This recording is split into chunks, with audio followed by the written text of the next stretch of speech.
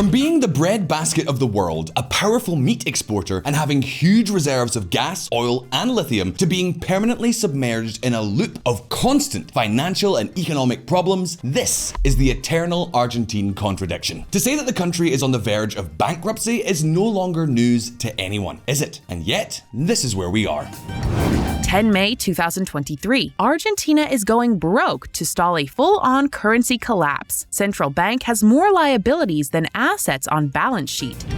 15 February 2023. 2 out of 3 children in Argentina are poor or deprived of basic rights. 31 March 2023. Argentina adds 1 million new poor people in 2022, up to 39.2% of the population. Well, in the midst of such a context, the open, simultaneous, and compulsory primary elections, or PASO, using its Spanish acronym, were held on the 13th of August. It was a sort of election where all political forces are obliged to participate in order to elect or ratify their candidates. And guess what? The results have been a real bombshell. The Argentines have said enough. Hemos logrado construir esta alternativa competitiva que no solo dará fin al kirchnerismo, sino que además dará fin a la casta política parasitaria, chorra e inútil que une este país.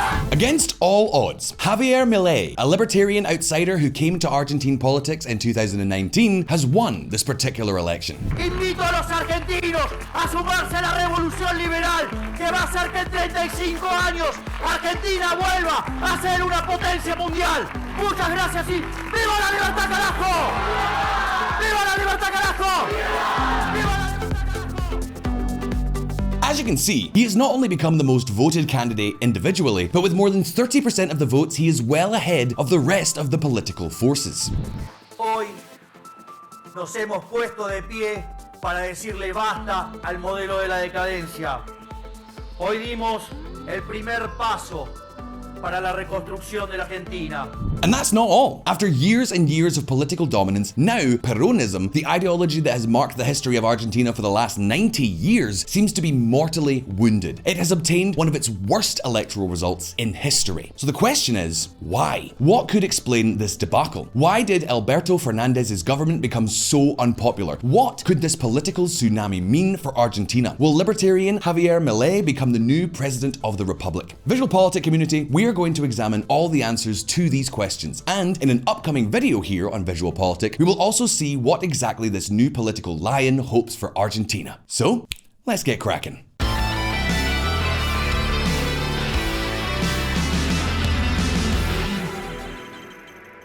Argentina has not only been the country of crises. For years, it was also the flagship country of political instability. Between 1930 and 1976, the country experienced no fewer than 6 coups d'etats. You could say that in those times, the military had little patience. On average, Argentines suffered a coup d'etat every 2,800 days. Nevertheless, this situation changed completely after 1983, when the military was forced to abandon the executive after the defeat in the Malvinas.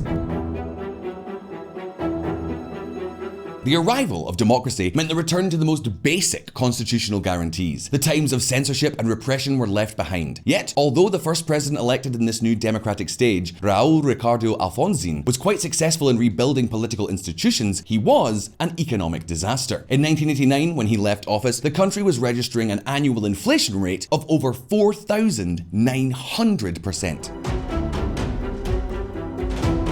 Of course, then came the rebound. As we've already told you here on VisualPolitik, during Carlos Menem's presidency between 1989 and 1999, Argentina's economy took off like a rocket. That was until Argentina's eternal addiction to public spending sent everything to hell again. In 2001, everything collapsed. President De La Rúa had to resign, the Argentine economy defaulted, and a wave of popular indignation broke out in the streets with a shout. Kick them all out! And yes, at this point, the Congress was also stormed.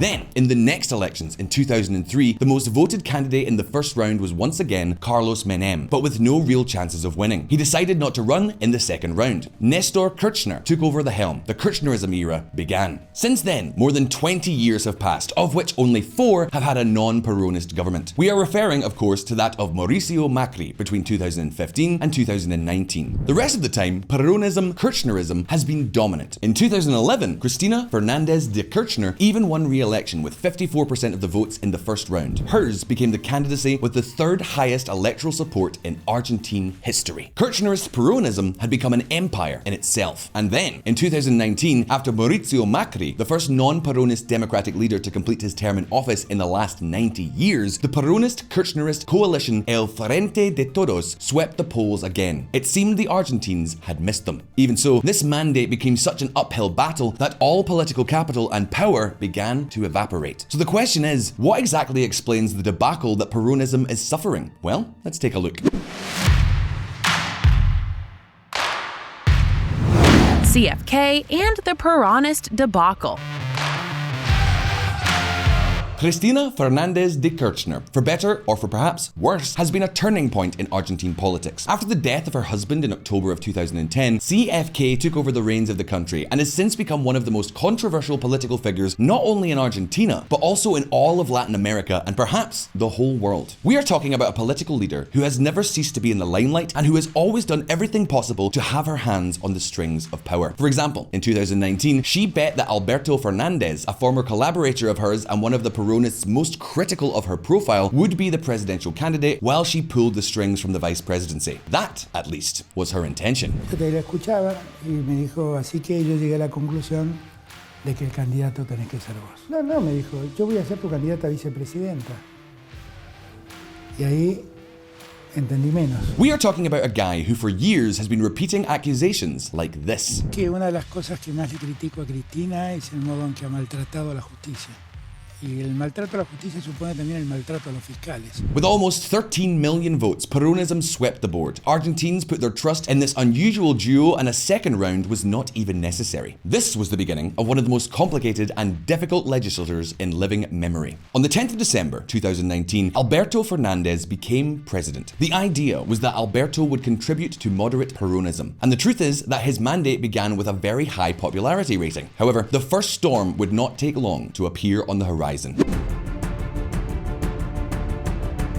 Just 3 months after reaching the Casa Rosada, the COVID-19 pandemic broke out. The Argentine government then decided to establish one of the longest quarantines in the world. At first, in the midst of the quarantine, the confidence in government index soared to a 15-year high. Nevertheless, this sentiment soon turned around. It then began a free fall that has continued to this day.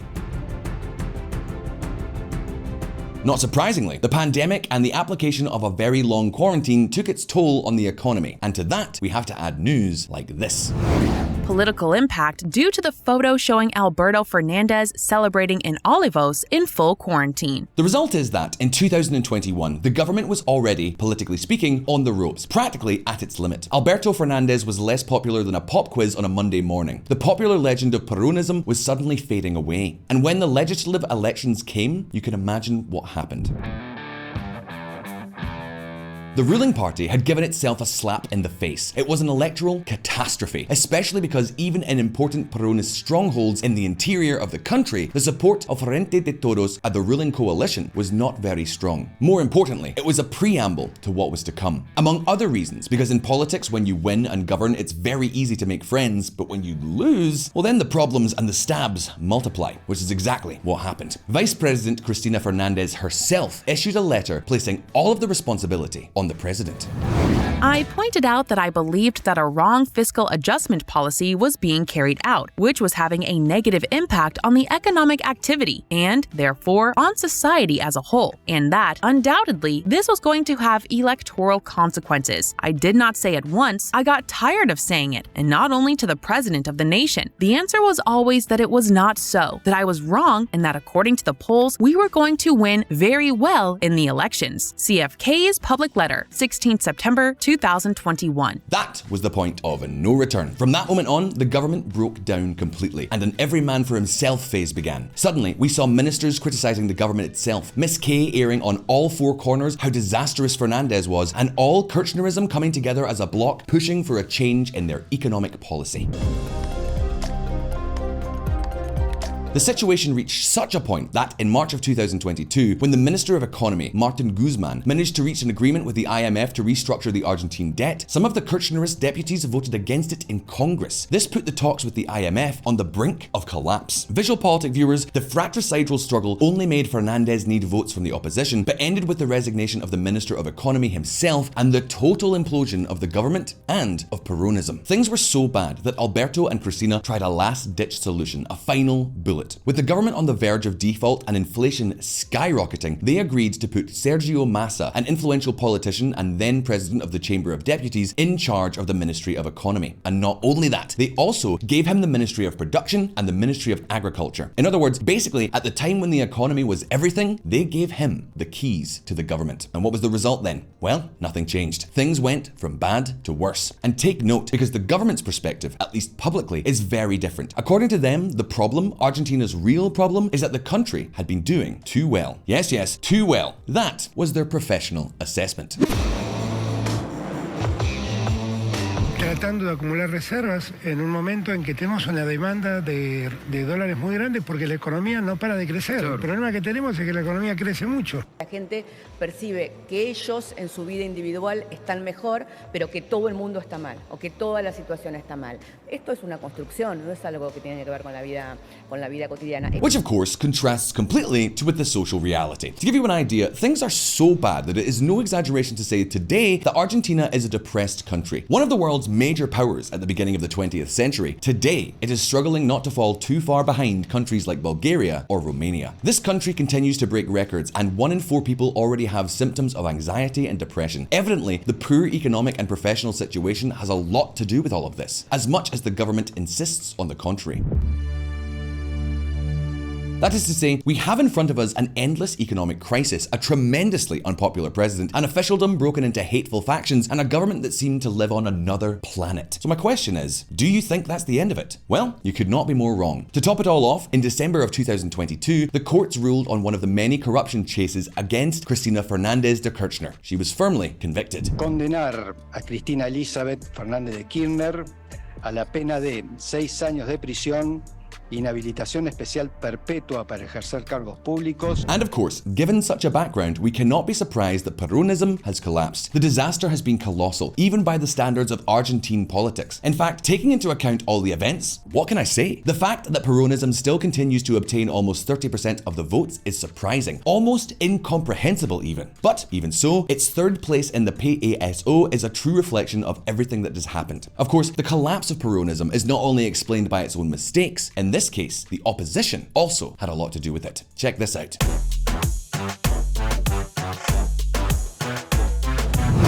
A much more combative opposition.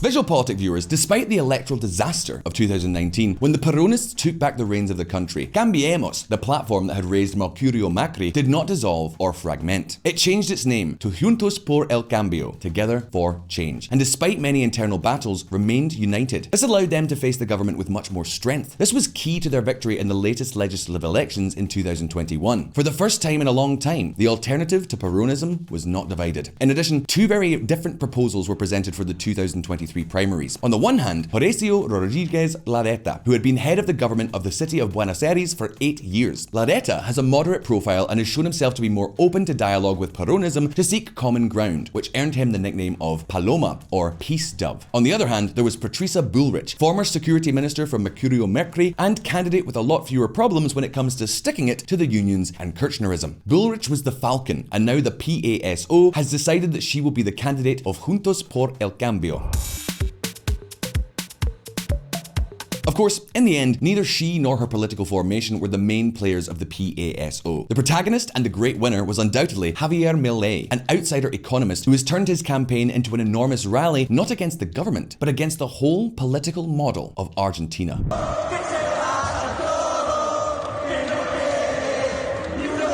Yo no me metí acá guiando corderos. Yo me metí acá para despertar leones. ¡Quiero escucharlos rugir! ¡Viva la libertad! Cuando la Argentina entró al siglo XX, era el país más rico del mundo. Argentina tenía una de las monedas más sólidas del mundo. Millones de inmigrantes se agolpaban en nuestras costas para poder tener la chance de un futuro mejor. Éramos la envidia del mundo.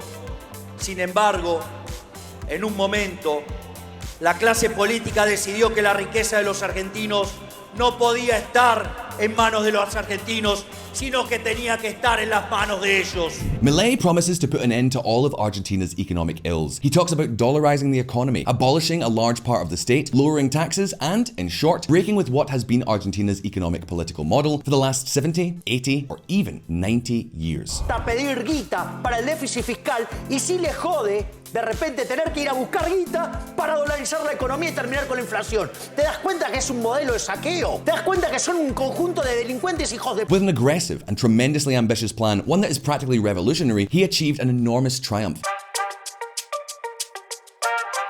Hardly anyone saw it coming, but Milei won more than 30% of the votes. He won in 16 provinces and won some of the most popular neighborhoods as well as the most prosperous towns of Argentina. Even so, wait a minute, because Milei is not yet president. Yes, we could already talk about him as a favorite candidate, but there is still a race ahead. On the one hand, Milei will have to expand his electoral ceiling. To become president, he needs to get more votes. The PASO have left the political landscape wide open. Only 2.8 points separate the three major political formations. And here, there are two contrasting circumstances. On the one hand, Milei's dramatic profile may not fit very well with the electorate that seeks a change but not a revolution, which surprisingly is still very large. In fact, voter abstention was very high. Almost a third of the electorate stayed home. And the game in October may be somewhat different. Remember that in Argentina, voting is compulsory and turnout usually exceeds 80%, more than 11 points higher than the turnout we have seen in this sort of pre-election. Between 10 and 13 points more, which in a scenario so close to thirds could change everything. Yet, on the other hand, what the hell? Milei has won the PASO, and again, in politics, victory means victory. As of today, a vote for this candidate is already a perfectly useful vote. Invito a los argentinos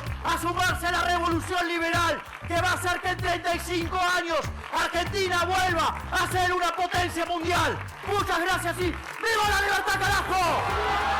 ¡Viva la libertad, carajo! But even if he were to become president, he would face another major problem.